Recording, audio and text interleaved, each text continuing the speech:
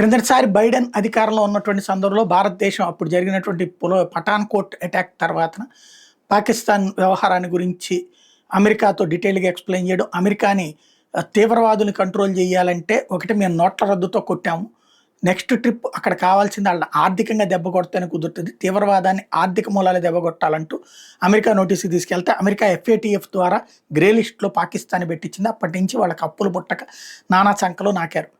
Biden వచ్చిన తర్వాత వాళ్ళకి సంబంధించిన ఒక తీవ్రవాదిని లేపేయాలనుకున్నటువంటి సందర్భంలో వాడిని అప్పజెప్పాలంటే ఆఫ్ఘనిస్తాన్ దగ్గర ఉన్నటువంటి వాడిని పాకిస్తాన్కి తీసుకొచ్చి అమెరికాకి అప్పజెప్పి పేల్చేందుకోసం వాడికి సంబంధించినటువంటి దానికోసం FATF నుంచి బయటికి తీసుకొస్తామని చెప్పేసి సహకరిస్తామని చెప్పింది. ఆ హామీ మేరకు వాడిని పాకిస్తానే పెంచి పోషించిన తీవ్రవాదిని అమెరికాకి పట్టించింది. వాడిని లేపేసి అమెరికా పాకిస్తాన్ FATF నుంచి పక్కన పెట్టేసి ఇప్పుడు పాకిస్తాన్ కి సంబంధించిన ఆర్థిక మూలాలు దెబ్బకొట్టేందుకు మరొకసారి భారతదేశం IMF ఇస్తున్న అప్పుని ఆపమని చెప్పేసి మిలియన్ల కొద్ది డాలర్లను ఆపమని IMFని అప్రోచ్ అయింది.